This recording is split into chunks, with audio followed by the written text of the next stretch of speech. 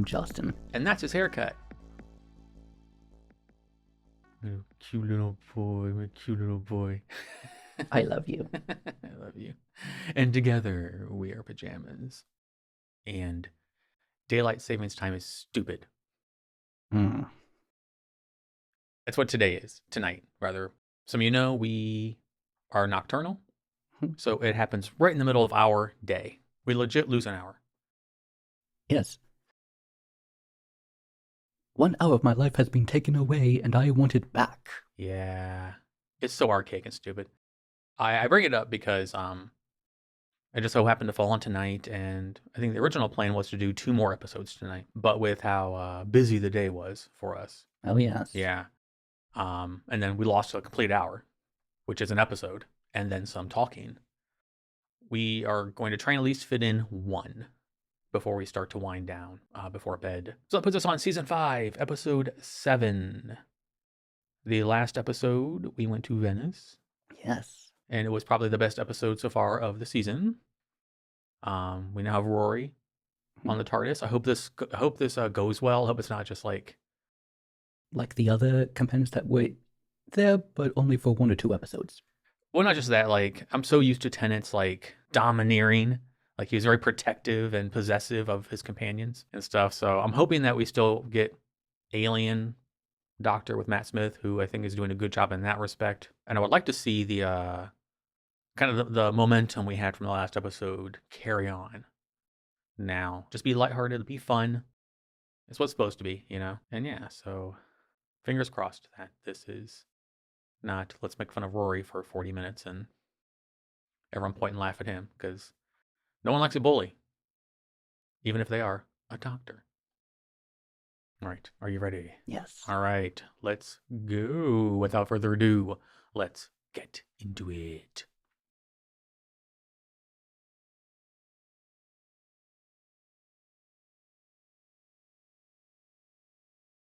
Okay. Okay. False alarm. What? Oh, hey! You've swallowed a planet! I'm pregnant! You're huge! Are you pregnant?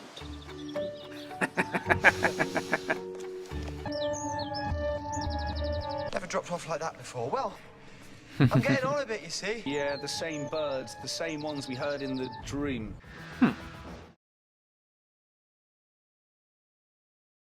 I like the premise so far.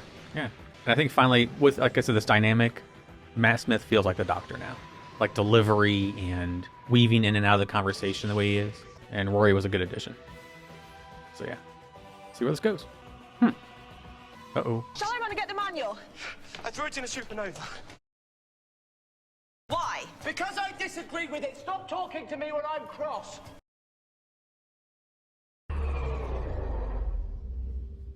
It's dead. We're in a dead time machine. You said everyone here lives to their 90s. There's something that doesn't make sense. Let's go and poke it with a stick. You're incredibly old, aren't you? What are you? What should we call me? If you're the Time Lord, let's call me the Dream Lord. Nice look. Oh, Amy, you have to sort your men out. Choose, even. I have chosen. Of course. Is you stupid? If you had any more tawdry quirks, you could open up a tawdry quirk shop. The cockamamie hair, the clothes designed by a first-year fashion student. I'm surprised you haven't got a little purple space dog, just to ram home what an intergalactic wag you are. Ooh. Dang. So here's your challenge. 2 worlds. One is real, the other's fake. You're going to face, in both worlds, a deadly danger, but only one of the dangers is real. Very bad. Look at this X-ray. Your brain is completely see-through, but then I've always been able to see through you, Doctor. Now Dang. then, if you die in the dream, you wake up in reality. Ask me what happens if you die in reality. What happens? You die, stupid. That's why it's called reality. Okay, I don't like him. I do. Who is he? I don't know. I do. Okay, you're a doctor, help her. You're a doctor. It's okay, we're doctors. What do we do? Okay, it's not coming. What? This is my life now, and it just turned you white as a sheet, so don't you call it elegant. Ever. Damn. Sorry. Yeah. Damn. You ran off with another man? Not in that way.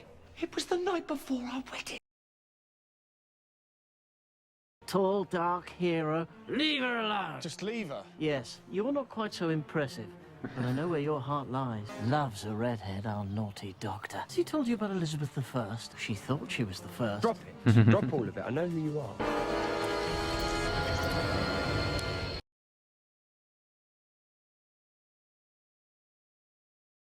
Yeah, but are we disagreeing or competing? Competing over what?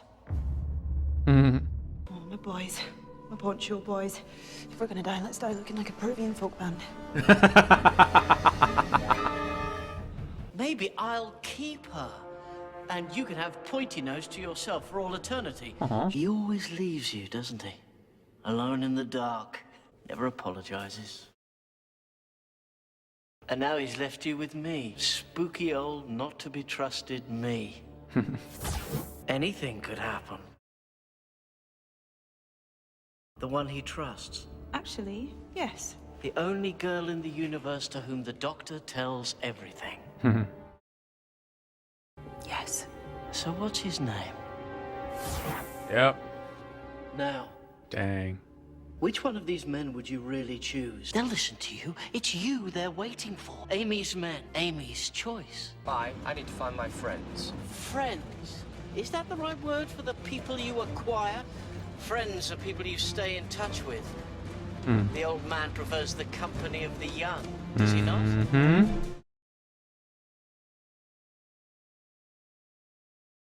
It's like the Philip episode. Oh no! Look after our baby. You save everyone, you always do. Not always. Then what is the point of you? If we die here, we wake up, yeah? Either way, this is my only chance of seeing him again. This is a dream. Because if this is real life, I don't want it. I didn't know. I honestly didn't. Till right now. I just want him.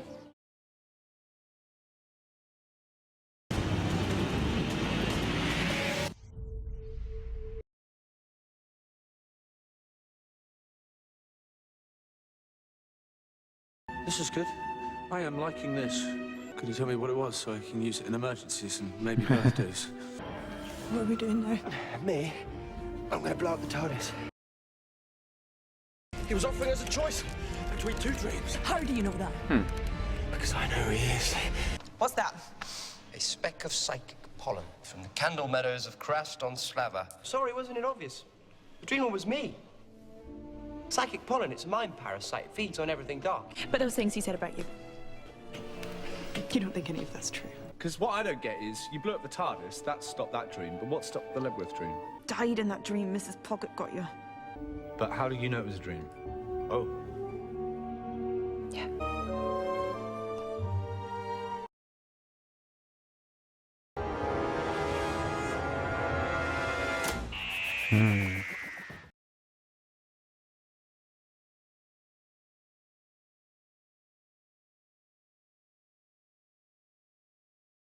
I want magical bird noises that can put you instantly to sleep. I would love that. As much trouble as we both have sleeping. Mhm. Oh, wouldn't that be wonderful? And so was this episode. This was a really good episode. Yes, the classic question of how do we know if we're dreaming or if we're awake?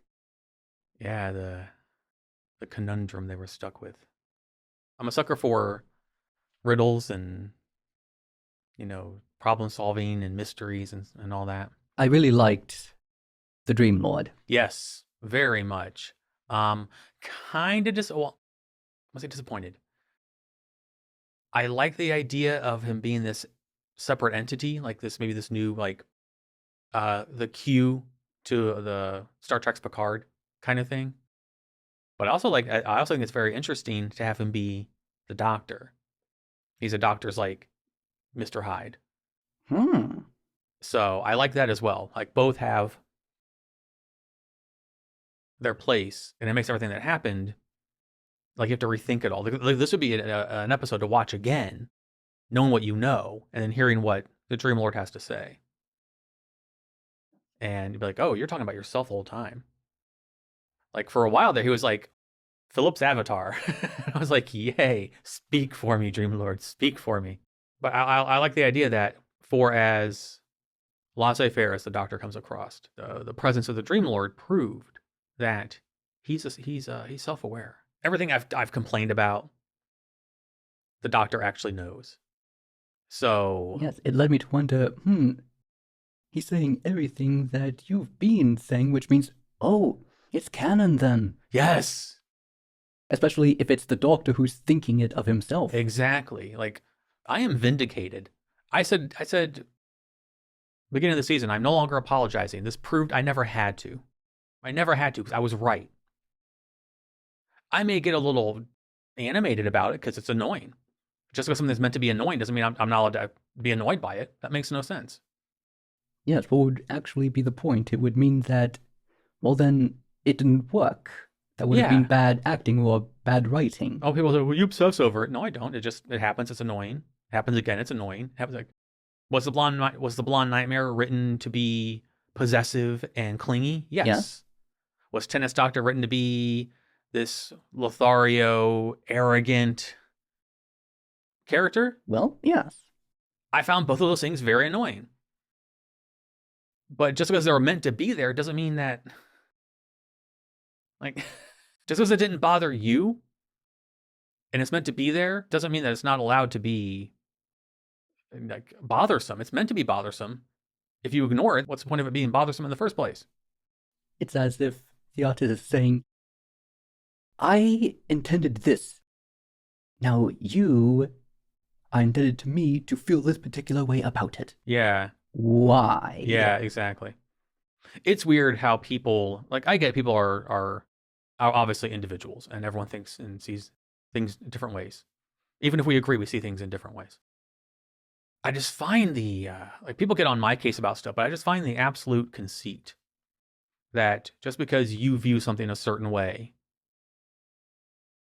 that just because something doesn't bother you because it's put there on purpose, like, something having purpose does not absolve it of intent. Yes. That's an excellent way of putting it. So to me, every time somebody comes at me like that or says something to me like that, all I think to myself is, like, you're just showing yourself as a hypocrite. Like, because you are getting annoyed by me doing the same thing over and over, but it's on purpose. It's meant to be. So why are you bothered then? This was the excellent episode to talk about this. Yes, exactly. And I love that the show said, yes, Philip, you're right. I have been 100% vindicated. And they did it in such a clever way. So while would I have liked the Dream Lord to be a separate entity, like Q in Star Trek? Yeah. It would have been fun to have him come back. Like, I was like, when he appeared, I'm like, okay, this is I talked about a new villain. It's like, this is a new villain. Technically, still could be. Because for Dr. Jekyll, Mr. Hyde is the villain. But initially I was like, oh, this is a good villain. This has so much potential. Like, so much. Like, what happens if he would appear again and be like, hello, Doctor, I'm back. Are you ready to play again? I'd be like, yes. A recurring character like the Daleks. Yeah, exactly. In that respect, yeah, I would like to have seen another. Because he was such an interesting, cool character. I was 100% on board once I saw what he was and what was going on. Also, I don't think Toby Jones gets enough credit. He's a underrated actor. He's very good. And he was cast perfectly in this. But it being the Doctor also works in my favor from, my own ego. Is very like, yay. Well, at least he's self-aware of what he does. Yes. Like, if I had known season 1 that the entire time the Doctor knew, it would have changed a lot of stuff. But throw it up on the screen. We don't know what's going to happen. I'm going to say it every damn episode because people don't get it. We ought to make it our slogan. Well, we'll put on a damn shirt for everybody. We don't know what's going to happen. And it's episodes like this that I'm glad exist. It's kind of like when the Master said that the Doctor likes his human women. It just validates what I've been saying. Like, people get like, you're focusing on that too much. maybe I'm focusing on it too much because the show is focusing on it too much. So much that the show called itself out. Maybe it's supposed to have this effect. Yes, exactly. It's meant to be like this. And if I find that part annoying, I'm going to talk about it. If somebody hits you in the head and you're like, ow, and they keep hitting you in the head, and you're like, ow, they're meant to be like bothering you and putting you in pain. It doesn't mean you don't get to react to it. And this was the perfect conduit. We have the Doctor being self-aware. Just the idea that these two realities, one was real, one was a dream. Figure it out. I like the twist at the end with them both being dreams. Yes. Because at first I'm like, it was obvious which one was real. Like, but then the Doctor deduced, okay, they're both dreams. Like, okay, good, it was a trick. Much like in the vein of Q. And it was a bit strange that it was like a spring or a warm spring day, and it's snowing all of a sudden. Did that give anybody the least bit of a clue that maybe this is the fake world? I don't know. I thought it was kind of obvious that them being on the TARDIS was the real world, but I was wrong, so. Yes, and of course, there was the fact that it was so tranquil, so perfect. Yeah. All right, this cannot possibly be a real place. It's too... Like the phrase, if you think that it's too good to be true, that's because it is. Yes. And also intriguing that the Dream Lord being the Time Lord and using their dreams as fodder. The entire time, it was like the underlying there's like subconsciously, on some level, the Doctor being the Dream Lord was making Amy choose. I love that so much. Like, we're not dangling it. Like, we're not just kind of just dragging things out. And that's when I get kind of annoyed with things, when things drag out unnecessarily. This didn't do that. This is, especially the last couple episodes, this is dealing with the situations immediately and in a way that makes sense. And this was, the classic case of direction or misdirection. Which one's the right one? Which one's the correct one? Which one's the incorrect one? But also, the main overlying theme was, and the title of the episode, Amy's choice. Who does she want to choose, the Doctor or Rory? And so to have like the Doctor be the Dream Lord, put this choice on her, and the situations happen that make Amy realize what she wants and who she wants. It was just very cool on how the Doctor maybe sensed, maybe knew, maybe like I think that's because him being so willing to bring Rory along. Maybe he I think the whole time, the Doctor doesn't understand like social interaction, and we've been saying that Matt Smith feels much more like an alien. Even in this one, like I'm 100% on board with this, and I can confidently say that I am, from this episode, from the last episode to this episode, I am now comfortable with Matt Smith as a Doctor. I don't know about you. Wonderful. Yes. So you may have felt comfortable sooner. I don't know when it clicked for you. It seemed as if, yes, every time he transforms, he gets a different personality. Yeah, that's kind of the idea. Instead of simply changing physical form. Well, remember I told you, TJ said that every time he changes, a dominant personality trait it's like the same Doctor, but like a different personality trait comes to the forefront. So whereas Tennant's was very arrogant and very cocky, which at first I think that's what threw me. At first I was so used to what the Doctor was, but Matt Smith lacks that authoritative presence. He's just kind of like, like the get up with the bow tie. He's just kind of like this cute, aloof, Yes, that's actually a word that does pop into my mind whenever I think of him, aloof. Yeah. And I like that. It's the opposite of the absolutely assuredness that Tennant had. Tennant was bossy and domineering and in your face and just kind of a dick sometimes. I think that's why I was also thrown by Matt Smith's angry voice and stuff, because it's not his personality trait. It was part of Tennant's. So yes, he's angry, but it's not as, growly claws out like Tennant felt. His is, you know, this kind of like dorky, aloof guy getting mad. And I knew, because I talked about it, that whenever we get a new Doctor, it's that transition period. From, you know, we had Eccleston to Tennant, and then we have Tennant to Smith. And the Eccleston to Tennant transition was easier. Tennant just kind of slid into that role really well. Like, it's almost like he knew what he wanted the Doctor to be right away. And this is just me. Like, this is conjecture. I don't know. I'm just thinking out loud. As Matt Smith, it just felt like he took a little longer to get into the groove. But now it works for me. Like the physical tics and the way he talks and the facial expressions and how he moves. He's much more animated than Tennant. I guess in a word, if you compare him to Tennant, he's more endearing overall. He's more pleasant. And I'm glad that I'm finally here. Like, from the last episode to this one, it's solidified. Okay, it's like, now I can see Matt Smith as a Doctor. He's the Doctor to me now. And to me, that's fair. Maybe someone out there, when you were watching this in 2010, 12 years ago, remember now, when this was new to you, how long did it take you to get used to it? Let me know in the comments below, because I'm really, really interested. Like, maybe for some people it was instantaneous.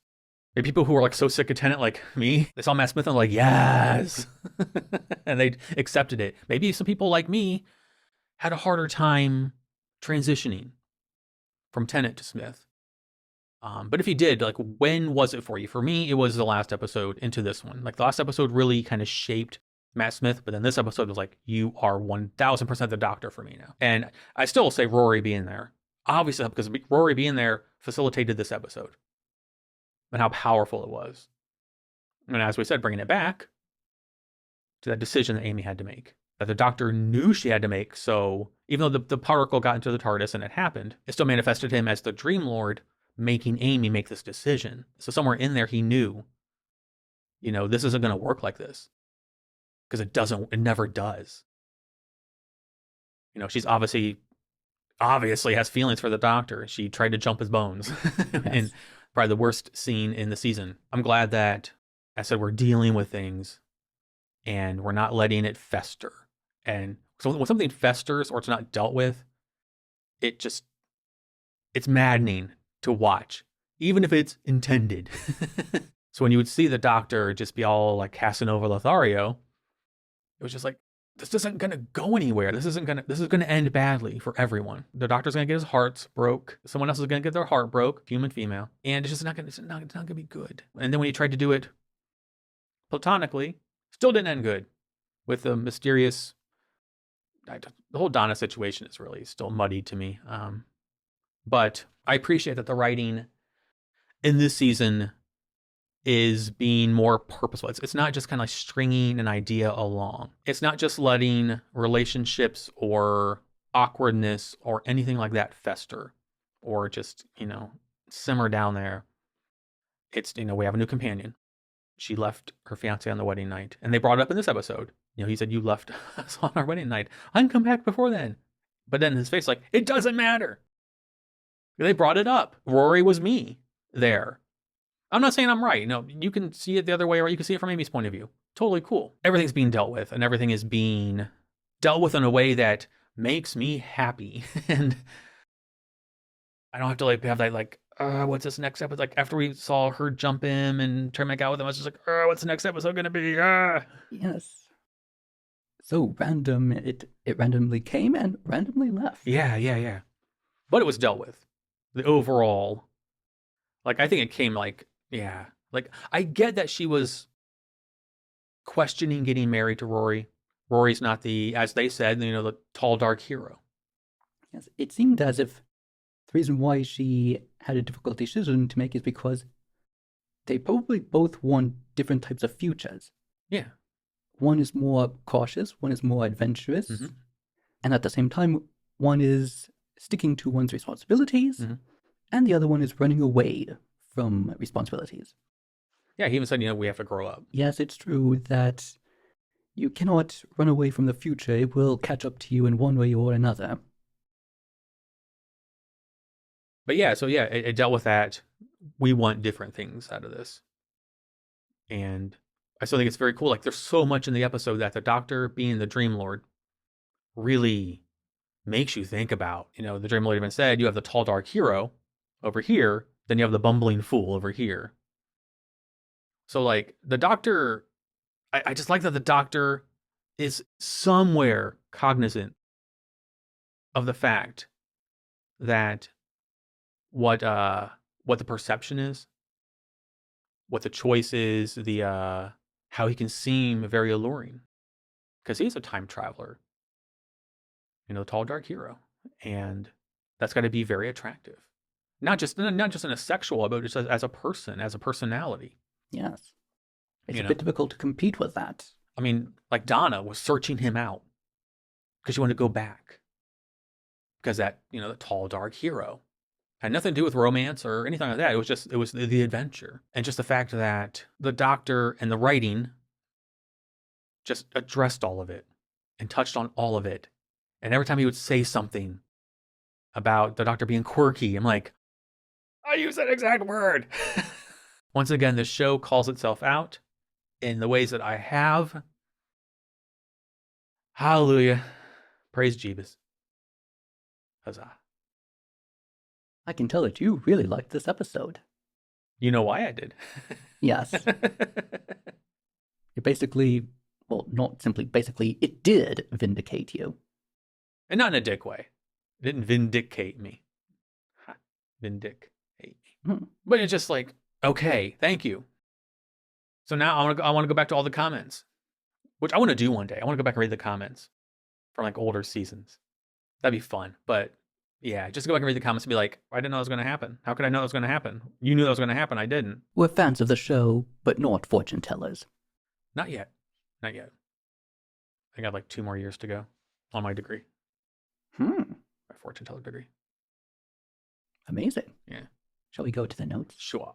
I have rambled on long enough. And I'm sure there's a lot of little things here. Just the doctor being the Dream Lord just blew the doors off for me of just so much stuff. And yay. Philip's notes. So we start, and we have Prego Amy, and it is 5 years later. And they're in this idyllic... I would live there. It was so peaceful. Yeah, like... people at home, people watching, don't really know the full scope of what we had to deal with living here. Yes. That would be utopia for us. A little cottage in the countryside in England, and birds and no one. Quiet. We could record videos anytime we wanted. I don't have to worry about editing out the loud neighbors. I don't have to worry about walking out of this room into like an ashtray. And then they wake up on the TARDIS, and everyone had the same dream. Yes. And immediately I'm like, go on. I was hooked. I'm like, okay, we got some like Nightmare on Elm Street, Freddy Krueger shit going on here with the Dream Lord, Dream Master. You die in the dream, you die for real. Not really. Also interesting that since both of them were the dream, no matter which one they died in, they would have woke up in the... So... I like that. It's cool. I'm getting ahead of myself though. And then the doctor said a line to me that I should probably well, I'm not like that. I don't think I am. Well, no, I know I'm not. But he was trying to figure out like what was going on, and he was all over the TARDIS, and he goes, "Stop talking to me while I'm cross." I'm like, "Yeah." I was like, I should like adopt that, but I'm like, well, I don't really. If I'm cross, I tell you, and I tell you why. Mm-hmm. So you're like, it's like, if I'm upset about something, it does no good to like, don't talk to me. Well, maybe like I might not want to be talked to right now, but I'll be like, now's not a good time. I'm really irritated because of this.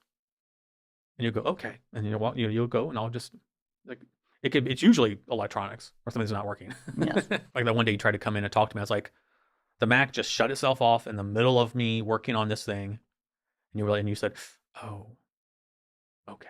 And then you walked away, and I sat in here and fumed and then calmed down, and then eventually. Yes. I noticed that you really wanted to have time to yourself. Yeah, electronic things don't like me, and it drives me up the wall. One of the many ways I am cursed. I liked that I made the joke when it ended, but the birds chirping, singing was signaling the switch.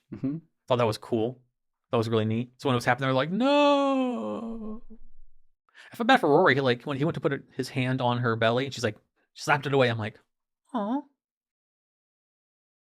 I mean, I will never be a pregnant woman, so I don't understand the hormones and how it feels and all of that. Completely 100% own up to that. I just felt bad. I was like, maybe she was like, I don't want to be touched right now. Completely respect that. But then I'm like, oh, that's the dad. Let him touch his baby. And then we have the Dream Lord. Awesome character. He talked about the Doctor's tawdry quirks. But he was basically dressing down the Doctor. Literally, he's making fun of the way he dressed. Yes. I loved not because he was being mean. Well, it's the Doctor being mean to himself, but I'm going to refer to the Dream Lord as a separate entity right now because I didn't know at the time. But it's interesting to think about it. It was the Doctor doing it to himself. Self-deprecation. Like the Doctor might think he looks silly because he keeps saying the bow ties are cool. Maybe it's insecurity.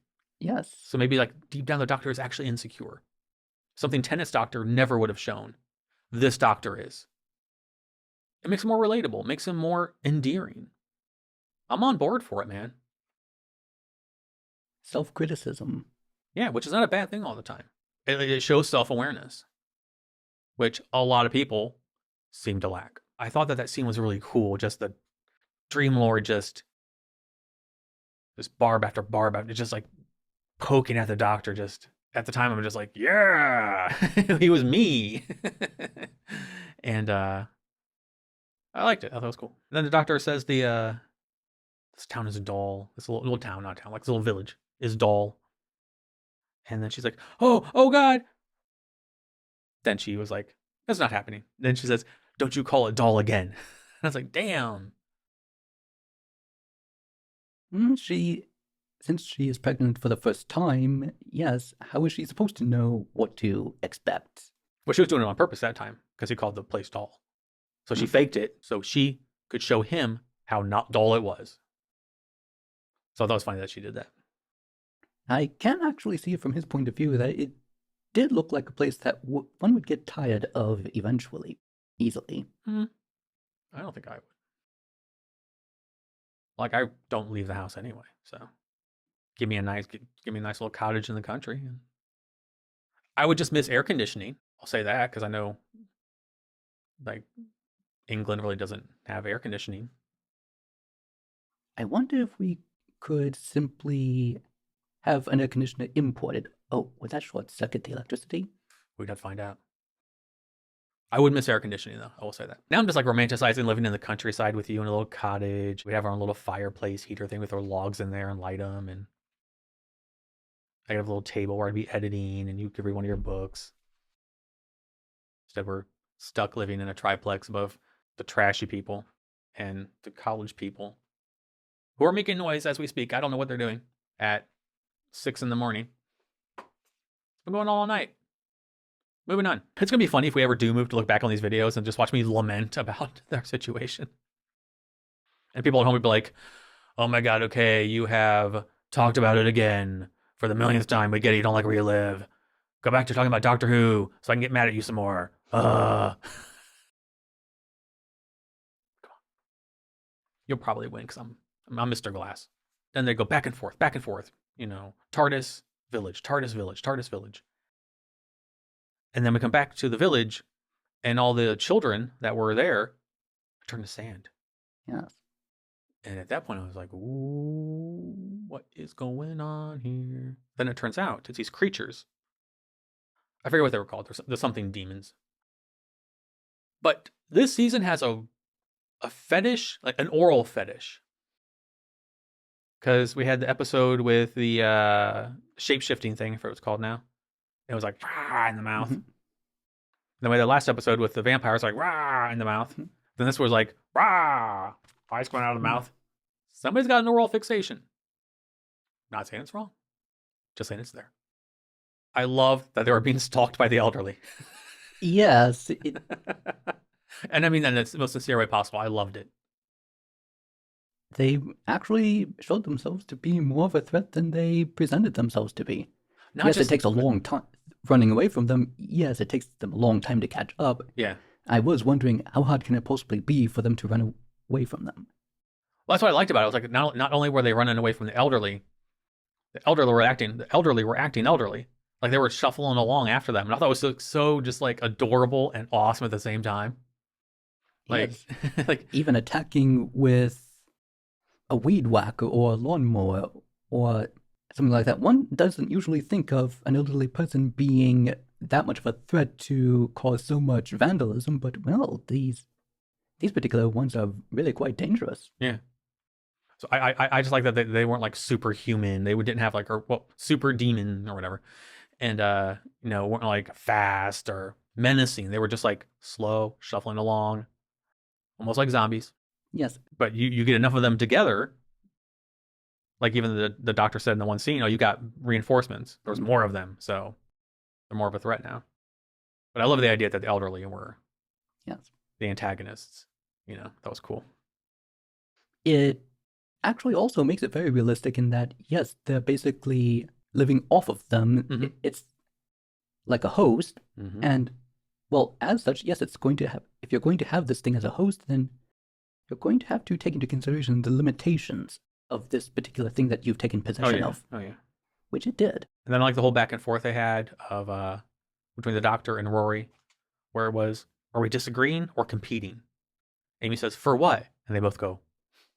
and then probably my favorite, I won't say burn, but just like barb, like jab that the Dream Lord gave to the Time Lord, the Time Lord gave to himself, was the doctor says, cares about his friends and whatnot.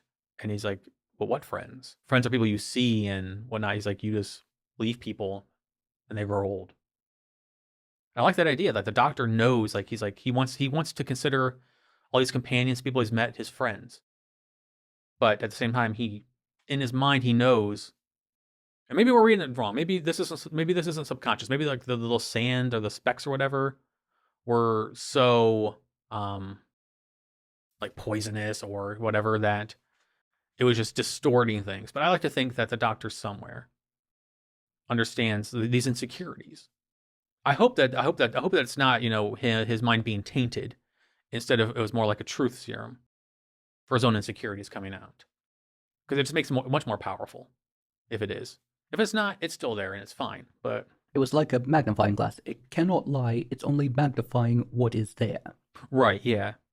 Because then the Dream Lord says, you prefer the company of the young. And I made a comment recently that the doctor always goes after young females, but just younger people. Yes. So again, something else I said was addressed. So anyone that got shitty with me in the last one that I talked about that with. And then the Dream Lord takes the doctor and Rory away back to the village. And Amy is stuck with the Dream Lord. It's almost like a predator playing with its food. And you need to make a choice and all that stuff. And then Rory gets misted by the creature and starts turning to sand. There's a lot of things that like mirror the Avengers. Glove turning into specks. And Rory turns to a pile of sand, which is very sad. And Amy says, save him. You save everyone. You always do. And he says, I'm sorry. And then she says, then what is the point of you? To which I'd say, how dare she say that? Something like that, in which, all right, she's dictating to him what he is supposed to mean? I mean, he's supposed to be the tall, dark hero. The hero is supposed to save the day. And then from here on was just superb. So well done. Because then Amy tells the doctor, this is the dream. How do you know? If this is real, I don't want it. That was very powerful. Yeah, like wow. And then Amy says, I didn't know until right now. I just want him. She says, I love Rory, and I never told him. And now he's gone. On one hand, that is so sweet. On the other hand, how the fuck are you going to marry someone that you ain't never said I love you to? Here's a question that did come to my mind. She never once said it ever?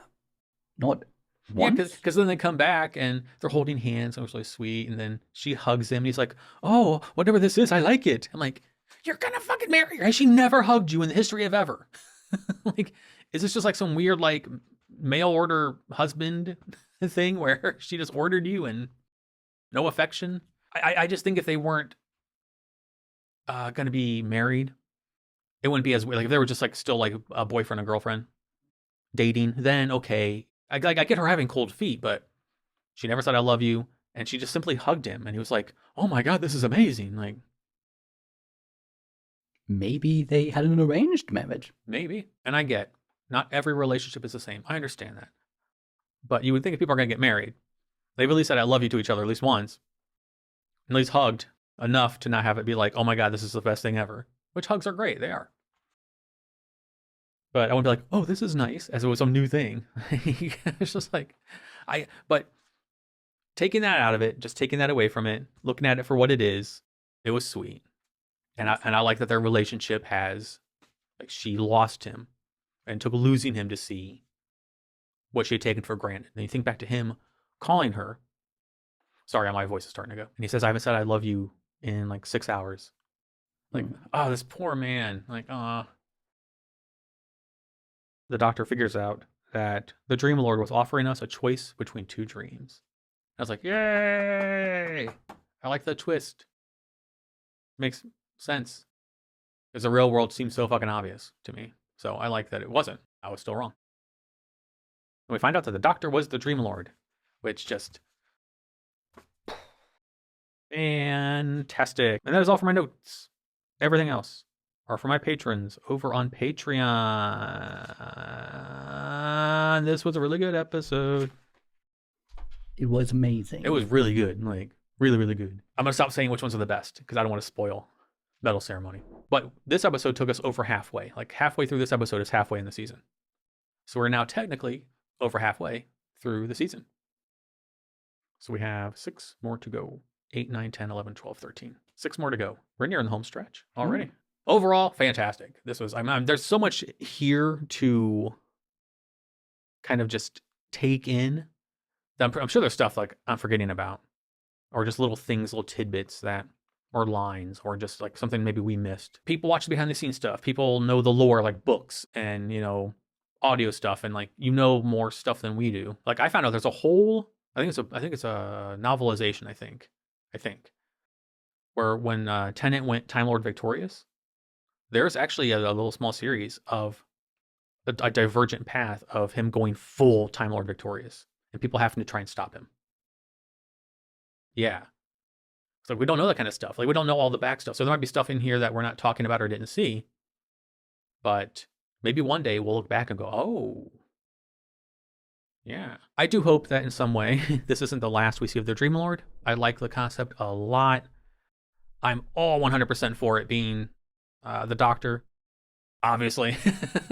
But at the same time, I would love to have had it been its own character, as I've said. But a Jekyll and Hyde thing is still good. Exactly. So when it happens again, if it happens again, I'll be like, oh, okay, we know what's going on now. So we can look at it from a different lens. My guess is it never returns, but it's a really cool idea. And, bravo, whoever thought of it. It was really cool. So if there's something we're forgetting or not talking about, maybe future us will be like, oh, yeah, back in that episode. But we're not there yet. We're here. And right here, right now, do you have anything else you want to add? Okay. That is going to wrap this one up. As always, I don't have a fancy outro, so I'll simply say thank you for watching, and we will see you in the next one. Until then, goodbye.